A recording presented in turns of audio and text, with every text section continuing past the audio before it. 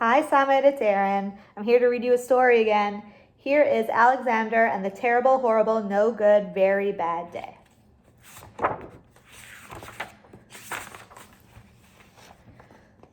I went to sleep with gum in my mouth, and now there's gum in my hair. And when I got out of bed this morning, I tripped on the skateboard, and by mistake, I dropped my sweater in the sink while the water was running, and I could tell it was going to be a terrible, horrible, no good, very bad day.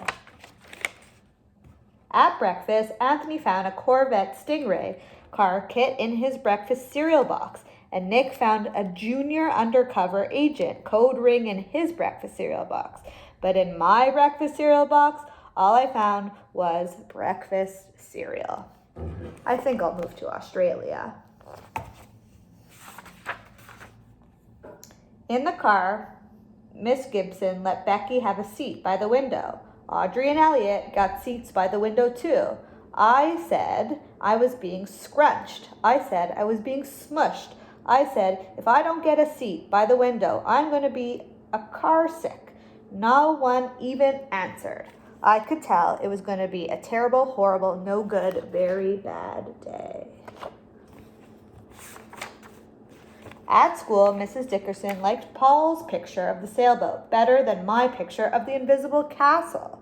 At singing time, she said I sang too loud. At counting time, she said I left out 16. Who needs 16?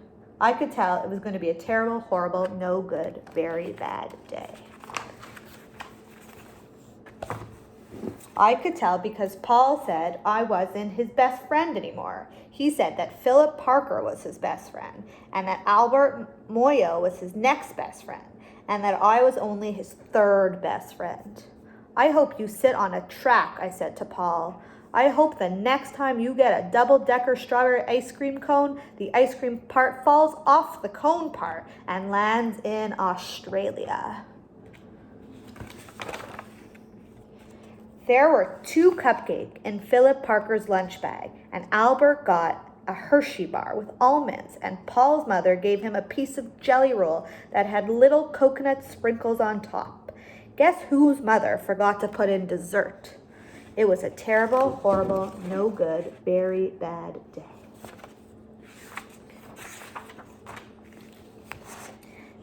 That's what it was, because after school, my mom took us all to the dentist, and Dr. Fields found a cavity just in me. Come back next week and I'll fix it, said Dr. Fields. Next week, I said, I'm going to Australia. On the way downstairs, the elevator door closed on my foot, and while we were waiting for my mom to go get the car, Anthony made me fall where it was muddy. And then when I started crying because of the mud, Nick said I was a crybaby. And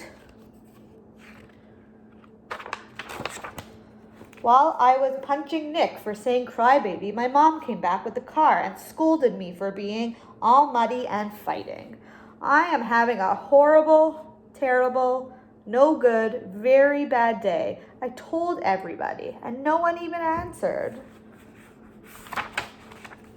So then we went to the shoe store to buy some sneakers. Anthony chose white ones with blue stripes. Nick chose ones with red and white stripes. I chose blue ones with red stripes, but then the shoe man said, we're all sold out. They made me buy plain old white ones, but they can't make me wear them. When we picked up my dad at his office, he said I couldn't play with his copying machine, but I forgot. He also said to watch out for the books on his desk, and I was careful as I could be, except for my elbow. He also said don't fool around with his phone, but I think I called Australia. My dad said, please don't pick him up anymore. It was a terrible, horrible, no good, very bad day. There were lima beans for dinner, and I hate limas. There was kissing on TV, and I hate kissing. Ugh. My bath was too hot. I got soap in my eyes. My marble went down the drain, and I had to wear my railroad train pajamas. I hate my railroad train pajamas. When I went to bed, Nick took back the pillow he said I could keep, and the Mickey Mouse nightlight burned out, and I bit my tongue. Then the cat wants to sleep with Anthony and not me. It has been a terrible, horrible, no good, very bad day. My mom says some days are just like that. Even in Australia. Well, I hope your day is going better than Alexander's. Bye for now.